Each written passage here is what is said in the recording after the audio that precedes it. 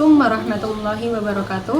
Bertemu lagi dengan kita, saya Vanisha Aulia dan narasumber kita pada hari ini Saya Husna Nur Laila. di sini kita akan sedikit membahas tentang sejarah Nabi Muhammad SAW. Lebih tepatnya kita akan membahas perjalanan pertama kali Nabi ke Syam. Kita akan tanya kepada narasumber kita, pada umur berapakah Nabi mengikuti perjalanannya ke Syam, mengikuti perjalanan pamannya ke Syam? Pada saat itu Nabi berumur 12 tahun, yang pada saat itu mengikuti pamannya pergi ke Syam. Terus kenapa Nabi Muhammad kok pengen ikut perjalanan ke Syam? Padahal kan setahu saya kan Masih kecil gitu ya? masih kecil. Kenapa kok ikut perjalanan, kan ke Syam juga kan perjalanan yang cukup jauh gitu, Pak? Waktu itu tuh mereka sempat Nabi Muhammad ditinggal aja. Soalnya itu kan ya, pertama itu jauh, kedua itu kan ya masih kecil ya, umur 12 tahun ya, dan ketiga itu karena itu kayak nanti kalau sama siapa gitu. Akhirnya setelah perundungan, karena Nabi Muhammad itu kok tiba-tiba itu kayak merengek-rengek gitu loh, ingin ikut, nggak mau ditinggal itu loh. Padahal biasanya itu Muhammad kecil itu tidak rewel, masa iya udah nurut gitu loh. Tapi pada saat itu Nabi Muhammad itu ingin sekali ikut, dan kemudian pamannya kan, oh ini gimana ya solusinya, mereka berunding kepada rombongannya, oh ya udah ikut saja nggak apa-apa.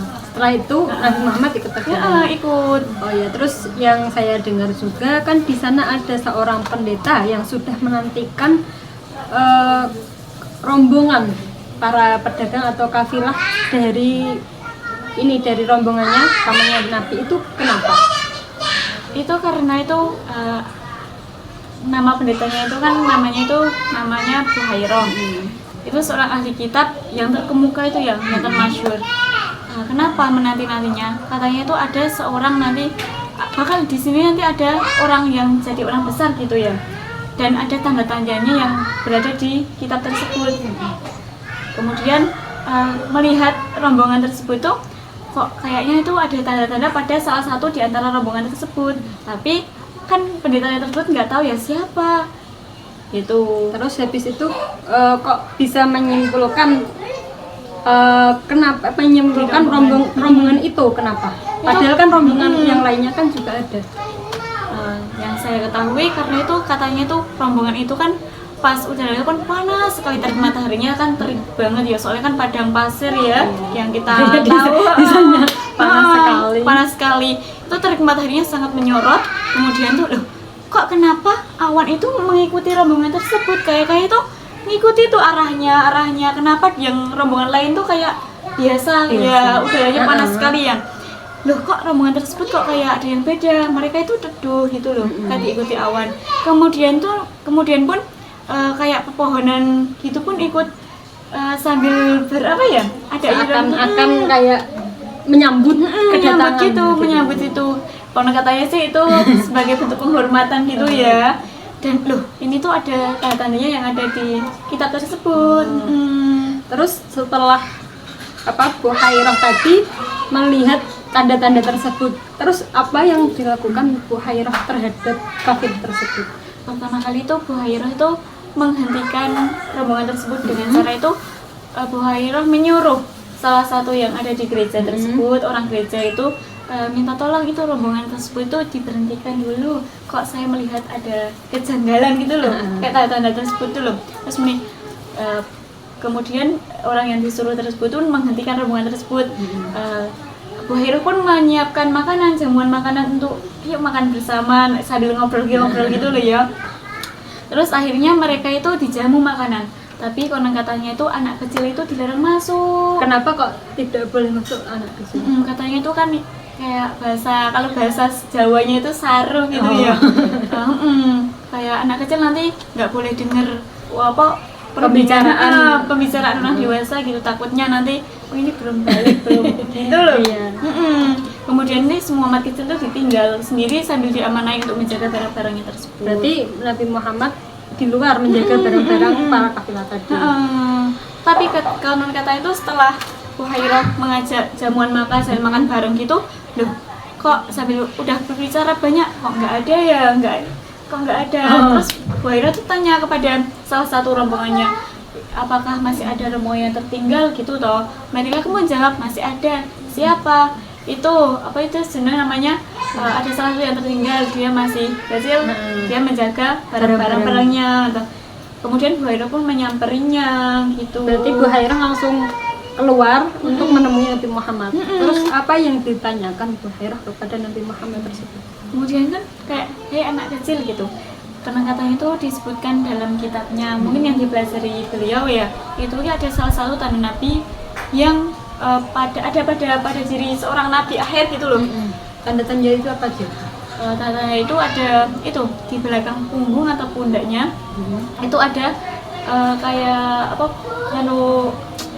apa ya namanya, benjolan yang kemerah-merahan gitu loh. Terus posturnya pun anak kecil tuh gagah, putih bersih, gagah, matanya pun sangat cantik, berbeda dari yang lain-lainnya. Enak dipandang gitu lah. Ininya lebat, bulu matanya lentik gitu loh, gagah lah, dadanya membusung gitu. Jadi kayak ini secara penampilan terlihat ya. Kemudian ada satu lagi yang ada di punggung itu. Pendeta pun izin, bolehkah saya melihatnya? Melihat tanda yang ada di punggung.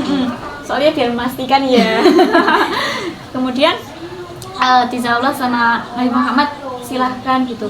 Langsunglah terkejut, ini kamu yang saya tunggu di akhir di akhir saya itu. telah nantikan kayak gitu. Soalnya kok nggak ada akhirnya ketemu gitu loh. Kemudian nanti kamu jadi orang besar loh, nanti kamu bakal jadi orang besar, orang masyhur gitu. Setelah itu, setelah Bu Hairah bertemu dengan Nabi Muhammad, apa yang dilakukan? Bu Hairah kan sudah tahu ciri-cirinya, dia sudah yakin bahwa Nabi Muhammad adalah yang dia tunggu-tunggu selama ini. Terus apa yang dilakukan Bu Hairah setelah tahu dan setelah meyakinkan hatinya kalau itu adalah benar-benar orang yang dia tunggu-tunggu selama ini? Iya, berbicara kepada pamannya ya itu ya. Berarti langsung nyamperin ke pamannya. Nyamperin muni, bilangnya gini, ini bakal jadi orang besar nanti, jangan dibawalah ke Sam. Nah, takutnya itu ada yang kayak diculik kalau ada itu, kalau ada bani kaum yang lain tahu. Nah, takutnya langsung disuruh bawa ke Mekah gitu. Berarti kembali setelah Bu Hairah mengetahui tanda-tanda yang ada pada Nabi Muhammad kecil, itu dia dia bilang kepada rombongan tadi, kenapa kok tidak boleh menyuruh melanjutkan perjalanan ke Syam gitu. Iya. Karena takutnya tadi akan membahayakan anak tersebut. Iya.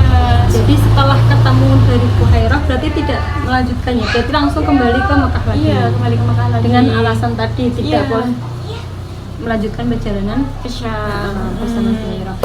Terus saya dengar lagi, selain Nabi Muhammad pekerjaan kan ikut pamannya bekerja sebagai pedagang, melanjutkanlah. Terus sebelum itu apakah Nabi Muhammad ada pekerjaan? Kan nggak mungkin ya, masih kecil terus ikut pamannya berdagang. Sebelum berdagang itu Nabi Muhammad pekerjaannya apa sih? Itu ikut mengembala kambing. Kan di sana itu kayak sudah tradisi gitu. Ada pertanian gitu, tapi ada peternakan juga, ada perdagangan, tapi lebih ke peternakan itu. Beliau mengikuti kayak mengembala kambing. Jadi menjaga kambing-kambing. Iya, menjaga kambing-kambing. Tapi selain berdagang, Nabi Muhammad juga mengembala kambing. Terus hikmah apa sih yang dapat kita petik dari kisah Nabi Muhammad ini? Sebenarnya banyak sekali ya, Mbak. Soalnya itu hikmah yang mana banyak sekali tentang pelajaran yang dapat kita terapkan dalam kehidupan sehari-hari, yaitu satu, kegigihan, semangat pekerja kerasnya itu loh. Kayak masih kecil udah bekerja, udah ikut. Terus kedua itu sifatnya yang ramah, kemudian enggak langsung pas Bu Hairah mau itu loh melihat itu kan, oh ya silahkan gitu toh. Itu terus mandiri. cukup segitu dulu.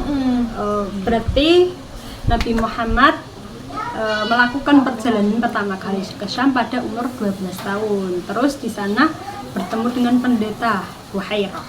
Dan karena pendeta tersebut itu sudah tanda-tanda Nabi Muhammad itu sudah dijelaskan di kitab yang telah dipelajari Buhairah. Jadi pamannya juga baru tahu bahwa keponakannya itu mau menjadi orang besar karena dari Buhairah tersebut, dan tidak boleh melanjutkan perjalanan ke Syam karena akan membahayakan Nabi Muhammad. Juga selain pedagang mengikuti jejak pamannya, Nabi Muhammad juga pernah mengembala kambing dari orang-orang ya. Terus juga kita sudah tadi mendengar hikmah-hikmah yang dapat kita ambil pembelajarannya dari cerita tersebut. Dan cerita ini cukup sekian dulu ya podcast dari kami. Kurang lebihnya mohon maaf. Wassalamualaikum warahmatullahi wabarakatuh.